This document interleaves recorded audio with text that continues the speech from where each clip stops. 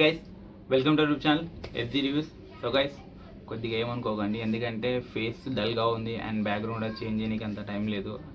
So నాకు వచ్చేసి ఉన్న సిచ్యువేషన్ ఏంటంటే కొంచెం హెల్త్ ఇష్యూస్ వల్ల నేను కొంచెం వీక్ కండిషన్లో ఉన్నాను. సో దానికోసం ఇంకా ఇలానే పెట్టి చేసేస్తున్నాను. అండ్ ఇలాంటి కండిషన్లో కూడా నువ్వు మూవీ చూసావంటే అవునండి వెళ్ళాను, బట్ తప్పదు కదా.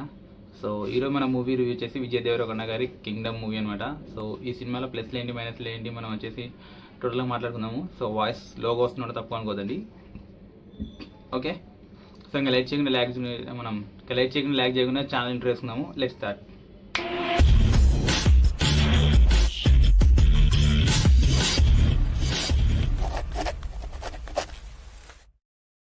సో గైస్, మనం కింగ్డమ్ మూవీ గురించి మాట్లాడుకుంటే నాకు తెలిసినంతసేపు ఈ సినిమా చూసినంతసేపు నాకైతే రెండు విధాలు అనిపించిందండి.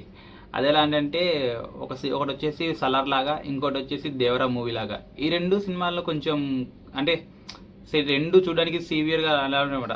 ఈ సలార్ మూవీని దేవరా మూవీని తీసుకొచ్చి లింక్ చేస్తే ఎలా ఉంటుందో అలానే ఉంటుందన్నమాట. అండ్ ఎండింగ్ పార్ట్కి వచ్చేసరికి నాకైతే యుగానికి ఒక్కొక్క సినిమా గుర్తొచ్చిందండి. సో ఇలా ఎందుకు చెప్పినా మీకు అయితే అర్థం కావాలంటే మీరైతే సినిమాకి వెళ్ళి చూడాల్సిందే. అండ్ ఈ సినిమాలో ఏమైనా మైనస్ పాయింట్ చెప్పుకుంటే సెకండ్ హాఫ్ అండి. సో ఈ సినిమాలో సెకండ్ హాఫ్ వచ్చేసి కొంచెం ల్యాగ్ అనిపించింది అనమాట. సో అదొక్కటి కొద్దిగా నాకు అనిపించలేదు. అండ్ ద ఎండింగ్ వచ్చేసరికి నాకు కొద్దిగా అనిపించలేదు. ఎండింగ్ అంత కరెక్ట్గా లేదేమో అనిపించింది, బట్ ఓవరాల్గా పర్లేదు. ఇంకా సాంగ్స్ కూడా లేవండి ఈ సినిమాలో. సాంగ్స్ కానీ పెద్దగా ఏం లేవు, కామెడీ కూడా ఉండదు.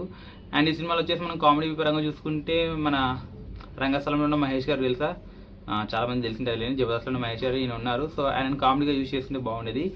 అండ్ ఇంకా ఈ సినిమాలో ప్లస్ పాయింట్ గురించి చెప్పుకుంటే విజయ్ దేవరకొండ గారి లుక్ అండి అండ్ సత్యదేవ్ గారి లుక్, వీళ్ళిద్దరు కాంబినేషన్లో చేసే సీన్స్ మాత్రం చాలా అంటే చాలా బాగున్నాయి. అండ్ యాక్షన్ సీన్స్ బాగున్నాయి, కెమెరా టేకింగ్ బాగుంది, అండ్ బీజిఎం మాత్రం చాలా బాగా ఇచ్చారు.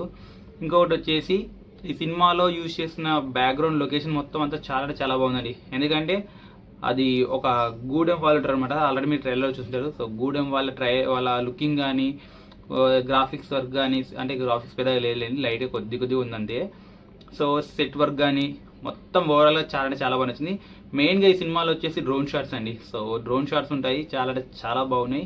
నాకైతే చాలా బాగా నచ్చింది. ఫస్ట్ హాఫ్ అయితే అల్టిమేట్గా వెళ్ళిపోయింది అనమాట. ఫస్ట్ హాఫ్ మాత్రం యాక్షన్ సీన్స్ తోటి, మంచి ఎలివేషన్ సీన్స్ తోటి, ఏదో ఎక్కడ ల్యాగ్ చేయాలని కానీ, లేకపోతే అంటే గలీజ్గా సీన్స్ కానీ, ఎక్స్పోజింగ్ కానీ, డబుల్ మీనింగ్ కానీ ఇలాంటివి ఏం లేవు అనమాట. Neat and clean action and brother అంటే అన్నతమ్ముల బ్రదర్ సెంటిమెంట్ తోటి చాలా బాగా వెళ్ళిపోయింది. అండ్ ఒక ట్విస్ట్ అయితే ఉంటుంది ఇంటర్వెల్ తర్వాత మనకైతే, అంటే అది లాస్ట్లో తెలుస్తుంది.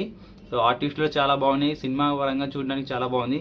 సో ఫస్ట్ హాఫ్ అయితే ఈజీగా వెళ్ళిపోతుందండి, సెకండ్ హాఫ్ కొద్దిగా ల్యాగ్ అనిపిస్తుంది, బట్ ఓవరాల్గా సినిమా అయితే బాగుందండి, చాలా బాగుంది. సో విజయ్ దేవరకొండ గారు చేసిన మంచి డీసెంట్ యాక్టింగ్ పరంగా చాలా బాగుంది. అండ్ ఈ సినిమాలో కొంచెం వాయిస్ వచ్చేసి విజయ్ దేవరకొండ గారు అంటే లుక్ చేంజ్ చేశారు కానీ వాయిస్ అయితే చేంజ్ చేయలేదు, సేమ్ అదే వాయిస్ అనిపించింది నాకైతే.